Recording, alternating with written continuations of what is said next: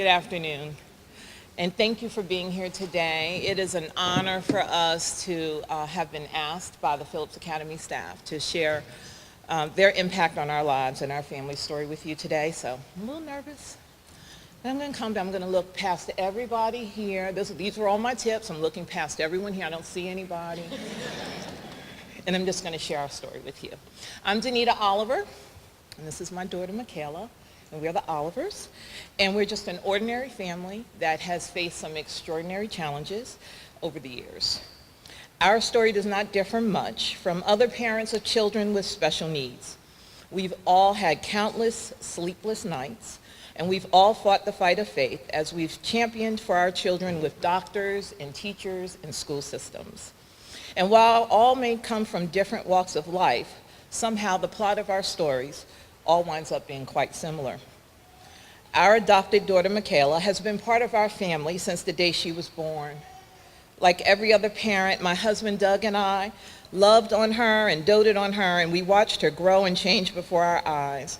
And when we began noticing delays in her speech development and word formation, we thought surely there must be something wrong with her hearing, surely.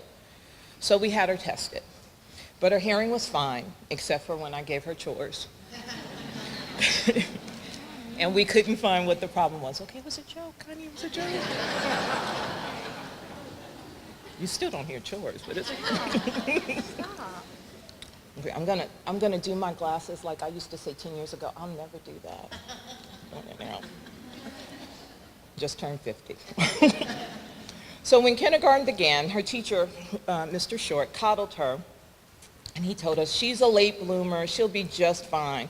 But she wasn't just fine. She struggled to make and keep friends. She wasn't invited to parties or sleepovers, and she needed to take year-end testing to be promoted to the first grade. She passed, but only after several retakes, and all of them assisted. But still she passed. And this was just kindergarten. And I knew in my heart that every year could not be like this. But we kept trekking along through the process. Then in the first grade, her teacher pulled us aside and told us that Makaila had some learning issues, and she encouraged us to have her tested. And we promptly did. The diagnosis wasn't autism or Asperger's or some readily identifiable condition. Actually, given all we've experienced, that would have been easier, as we would have known exactly what we were dealing with. Instead, Makaila's diagnosis was somewhat nebulous, described as mild IDD, or a mild intellectual developmental delay, which meant that her IQ was lower than normal and that she had a learning disability. As her mother, I wondered how all of this was going to play out and how I could help Makaila become all that she was capable of being, regardless of what her diagnosis was. In short, I became her advocate. I met with the school system more than was allowed, and as often as possible. I converted my entire kitchen into a classroom, and I began reinforcing whatever her teachers were teaching in the classroom. But as we approached middle school, I became frightened for my child. She did not need to be placed in a contained classroom, as she was very capable of learning, but she also did not have the skill set to independently navigate the middle school era. And what were we going to do? I searched everywhere for an answer, and at the time we were living in Raleigh, and we found no solution there. We looked at options in Florida, Arizona, Washington, D.C., and Massachusetts. Then when visiting my parents here in the Charlotte area, I rode by Phillips Academy, and I had read about them also on the internet. And I saw it was where it was located and looked at their website again and thought, maybe this could be the place. Oops. And so when I called, Deborah Hofflin answered the phone. And after listening to my story through sobs and tears, I was parked at a gas station in Greensboro because I really had run out of options. I don't even know what neighborhood I was in. It was pretty suspect. But I was crying. And she said, you know, Danita, I think we can help you. Would you like to come in for an interview and a tour? Yes. I would love to come in. And I could hardly believe that we had found an answer that was in North Carolina. And when we came to visit Phillips and met Amy Firth, she spoke our language. She described Phillips Academy as a school that could provide a safe place where one could learn and grow and experience change. I broke down and cried. I sobbed, an ugly cry. And immediately we enrolled Makaila in the 5th grade. She was in the middle of her 5th grade year. She is now a junior in high school.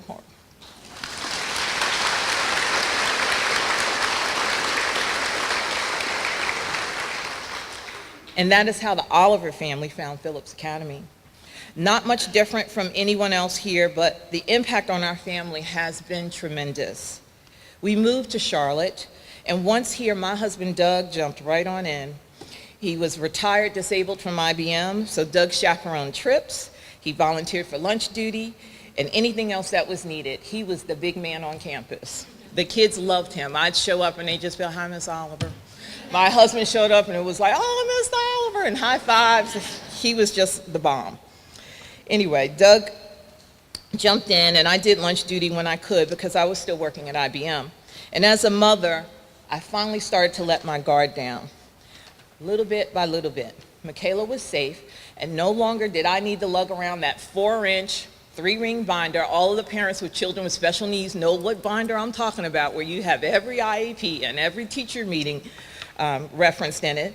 And I started to have parent-teacher conferences that had attainable goals for Makaila, and she was thriving here.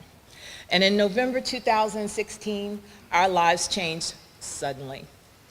Doug passed away after a long fight with complications from a brain bleed and subsequent surgeries.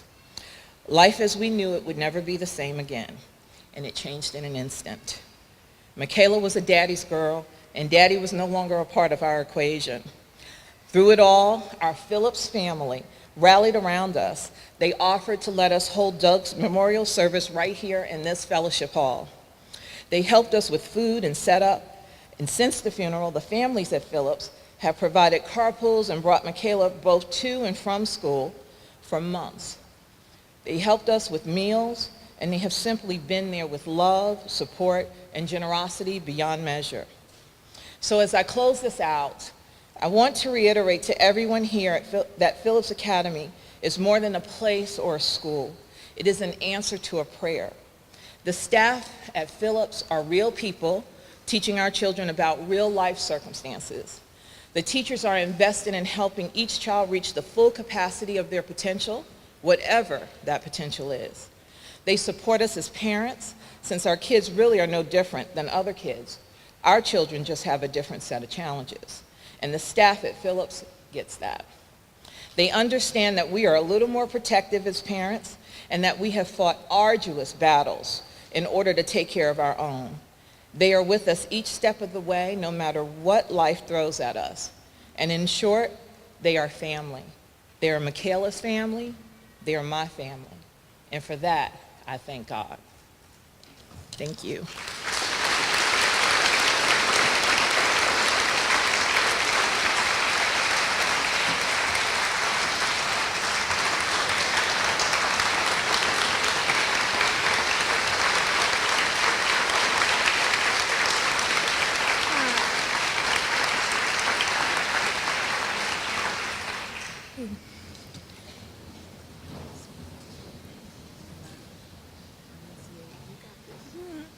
Okay, so my name is Makaila. I go to Phillips Academy for a reason. It's because I have a special need. I think differently. It takes me time to think and solve problems. I would like to share my goals with you. 1, ask for help if I'm not 100% sure. 2, I plan to get a job at a restaurant to be a waitress. 3, after I'm done with school, I plan to get my license. I started going here when I was 11 and I was in middle school. I was nervous, but now I have friends that I like to hang out with at lunchtime and Special Olympics. Now I am in high school learning new things. Like on Wednesdays, I enjoy volunteering at Med-Assist and Friendship Trays. My favorite job is to serve the food on the plates. In math class, I'm learning how to double up multiplication problems and borrowing. I'm still trying to learn how to do that and to use a debit card and how to pay bills on time. Sometimes it's stressful for me because I'm not a fast learner like everybody else. But I'm sure that it doesn't matter because no one is perfect and everyone makes mistakes. I appreciate so many teachers that I learn from. And I try my 100% best all the time. Thank you.